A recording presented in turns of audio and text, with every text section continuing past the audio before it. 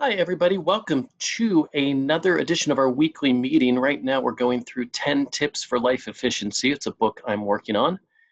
Thanks for everybody who is joining live. If you are listening to this recording, you can always join us live every Saturday morning at 6 a.m. Yep, that's 6 a.m. to get an early start on our weekend, help plan our weekend out, and live life better the lazy way. My name is Rick. I am an MBA, and the whole point of this series is to give you an easy button for life, basically to show you life hacks that I've found either myself or from the teachings of people that I work with to be more productive and put less effort and time into it. So I like to call that hitting the easy button. During the week, I am a commercial real estate agent. I do property management, sales, and leasing. I do work on the side as a motivational speaker and coach. I'm a Rotarian. I'm also a husband and dad. I want to send a special shout out to the Weekend Heroes. Those are members of our Morning Hero group that meets at either 5, 6, or 7 a.m. for some motivation and some accountability during the week. And a few people decided to go above and beyond and maintain their schedule by meeting at the same time on the weekends. So welcome to those of you who are here, or if you're watching the recordings, shame on you, you should have gotten up with me, but that's okay. So this week, our focus is on clutter. Our focus is on stuff, and we're going to talk specifically right now. I think next week we'll be working on the mental side of it in our Morning Hero groups, but as far as this weekend, we're going to talk about having too much stuff, meaning having too much clutter. This is a uniquely American thing. As I talk to people in other cultures, and I've spent a lot of time in Europe, I have found that some of the things that we do here in the US absolutely baffle people in other countries. So I'm sure you've seen there are all the shows out there, like the hoarding show. That one's always pretty shocking to watch. It's amazing that they're able to find people to participate in that show, but apparently there are plenty of hoarders who will go on camera. So we're going to talk this week about a chapter of the book called Clear the Clutter. And what I want to do is go through basically where things stand right now, the ramifications of clutter in different areas of your life, and then I want to give you a really, really easy, lazy way to help you get rid of the clutter that's pretty painless. So with that, let's go ahead and jump in. I am sure that if you're like me, you probably have an issue of too much stuff. I find very few people who say I don't have enough stuff. And one of the places that we've seen the real growth of this in commercial real estate is in the self-storage arena. Self-storage is by far the fastest growing sector of commercial real estate. The people who focus on this area of commercial real estate are making money hand over fist. And if you think about it, think about the absurdity of where we've gotten in America, where we've got so much stuff that we have to rent spaces to keep the stuff that we don't use. And I'd really like to talk to someone. If you know anybody who works with one of these places, please let me know. I'd like to find out what the activity is like in these self-storage units, because my bet, based on my parents' storage container, is that these people go to their containers once a year or less. I'm sure you've seen that show, I think it's called Storage Wars, where people will go and bid on abandoned storage containers where people don't pay the rent. And they roll up the door, they're not allowed to go inside, but just from the outside, the owners do an auction. And people will regularly auction or pay in an auction 500 bucks and end up losing money on the deal. Because what happens is not only does your $500 have to pay for whatever you got in there, but you have to pay, in addition to the whatever you bid, you have to pay a cleaning fee, which is, from what I've read, somewhere between $100 and $200. So let's say you're in $750. Now you've got a whole storage locker of stuff. You're not allowed to keep it there. What I've read from some of the notes of the show is that you have to have your own warehouse or space to ship everything out so you can sort through it. And then what the people who do this sort of semi-professionally or on the side will do is they sort it, categorize it, and basically sell the extra stuff on eBay. But then they also have to now pay for the storage facility where they're sorting stuff. They have to pay to haul the unsellable stuff to the dump. They have to pay the listing fees on eBay. And so amazingly, even though this could be a person's life storage, they had to store the stuff away and they're paying 20, 30 bucks a month to store it. So a couple hundred, several hundred bucks a year, the stuff in that storage locker isn't even worth the price of admission. So that tells you a lot about where we're at in society. People are not storing gold doubloons in here. They're storing old clothing, old used furniture, stuff that they really probably could get $5 on at a yard sale. So why are we holding on to this stuff? Why are we so afraid to clear the clutter? Clearing the clutter, getting rid of all of that extra junk so you don't need a storage space, is going to help you in all places of your life. There's a spiritual aspect, there's the psycho-emotional aspect, there's definitely a physical aspect, especially if you've seen the hoarders shows. Usually people who are hoarders get themselves physically sick because of the dust and the contamination. And then obviously there's a financial issue. The biggest reason that I've heard from people who do hoard things is that they are scared of getting rid of something and losing out on some kind of financial benefit. So we're going to talk specifically about that because if you think it through, it doesn't make sense.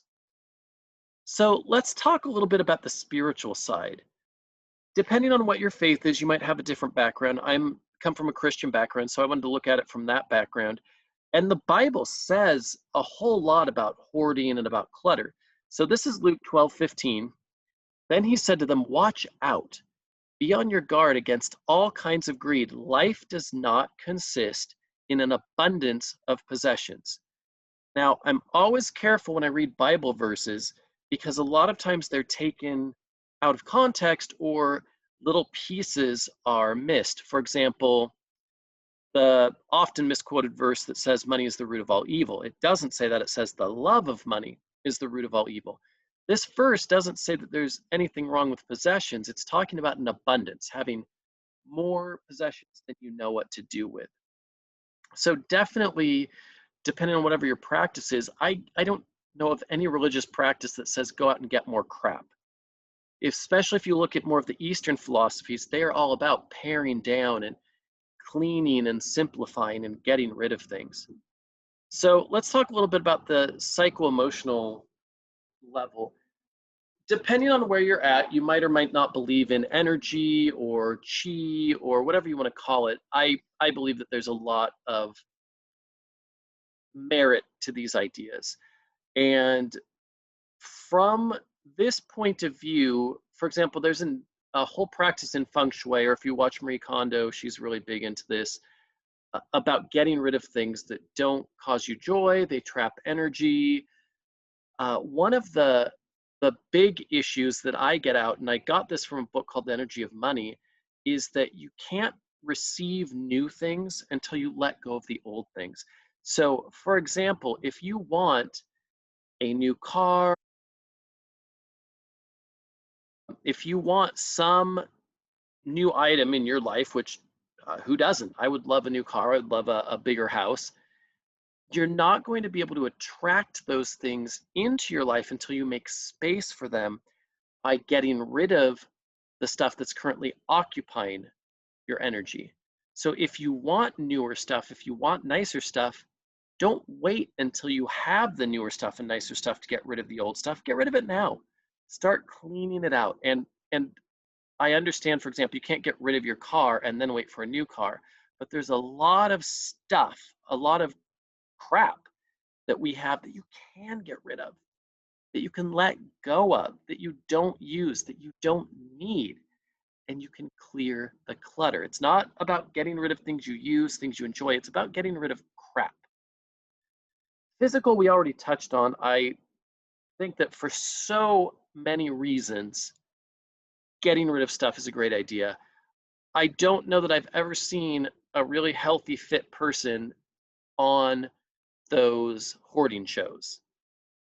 There seems to be a whole lifestyle with being clean inside your body, being clean outside your body, not getting sick, giving yourself space to move around, being able to sleep better. I think that it's all tied in. And the big one, financial. This is the hugest one for me. So the biggest reason, even in my own family, that people don't let go of things is they think, well, this thing might be useful someday down the road, so they hold on to it. We've already talked about the basic issue of storage. You're paying more in almost every case to store an item than you are to get rid of it and buy a new one. It is extremely rare the item that you have that would be cheaper to keep for multiple years, hoping you might use it someday, than to get rid of and get yourself a new one. So you've got all the advantages of having better energy, a clear space, space to think, space to move around, but there's also the financial side. So first of all, there's a chance you can sell the stuff. I'm all about it if you can do it. The thing I don't like is people so often get bogged down with, oh, well, I do want to get rid of that furniture, but it's worth at least $300. So I'm not going to get rid of it till I find someone who buys it. And then they go down this whole road of, well, it's too much trouble to put it on eBay, blah, blah, blah. I'm not getting enough money. And frankly, that's just garbage. It's just garbage. Your thing, its inherent value is only what someone else will pay for it. So you can think, and my gosh, when my wife and I first had our baby Reagan, we'd go on a lot of these Craigslist and different places looking for stuff for her, and there would be people selling used baby clothing for 10% off the new price. And that was their thinking was, well, I bought this little baby shirt for $40, so if I give it to you for 36, you're getting a deal. You're getting it for less than I did. And of course, we're looking at it from the other side saying, no, we might pay you $4 for it, but there's no way I'm going to pay $36 for a used baby shirt. So that person who had their kid is going to sit there with a pile of clothing in the corner, not making them any money and taking up space because they can't let go of it. You're frankly better off. And boy, we are blessed with Goodwill because you can almost literally take Goodwill, a giant load of garbage, and they will process it for you. And you get the tax write-off, which is almost always going to be worth more than the cash you would have gotten. The other side of this, so that's on the clutter side. Previous to doing commercial real estate, I did home improvements. I worked for Sears and I ran in my career probably 10,000 in-home appointments. I've been in a lot of homes. I've been in single wide trailers, and I've been in one house I remember specifically was, I think, 14,000 square feet inside. It was ridiculously big. And consistently, regardless of the size of the house, in wealthier areas like here in San Diego, La Jolla, there's way less clutter in the houses than when you're in a less affluent area. It is only in poorer hand-to-mouth areas where I see a lot of clutter, and that tells me something. Rich people realize they don't need to hang on to their stuff. Now, of course, one of the advantages is because you're wealthy, you have the security of being able to go out and buy it, but I don't think that's the only reason. I think there's a difference in mindset that when you, again, going back to the energy, when you let go of the possessions, it opens up space to have new possessions. So financially, every way I've analyzed this, unless you have a specific timed use, like my wife and I are going to have a second baby probably in a year or so. So there are some things we're saving, but I'm really pushing even then to get rid of stuff because I don't want the clutter.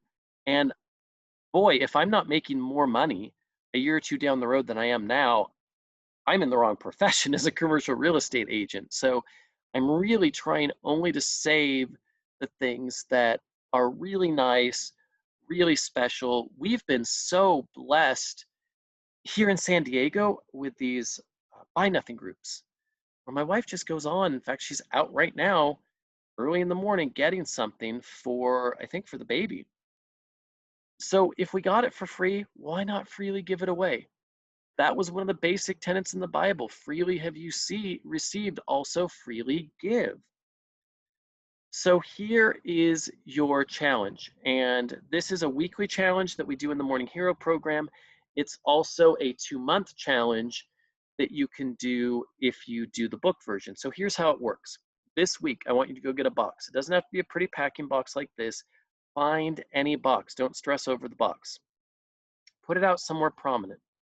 And your job this week, your challenge is just to fill that box. Fill it with all the stuff that you've been meaning to give away, meaning to sell on eBay. You don't even know why you have it. Go through your closet, that clothing that you literally have not worn. I can think right now, I have clothing I haven't worn.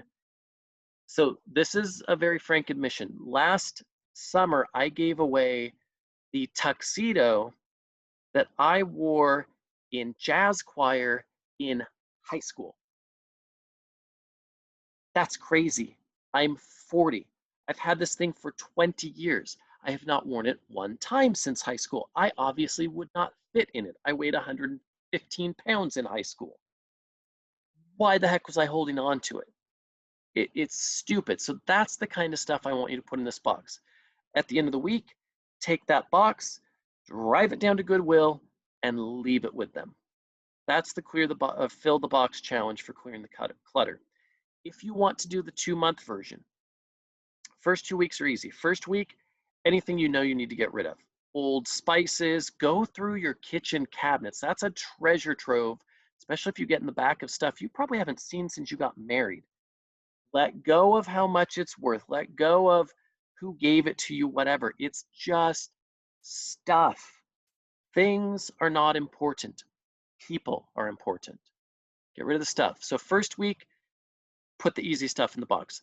Second week, same thing. You're going to do a second week of easy stuff. I am sure you can do it and take those to Goodwill. Third week, you're going to put a box out. So that's why there are, I don't know, 8 or 9 boxes on here. Way too many for me to count right now.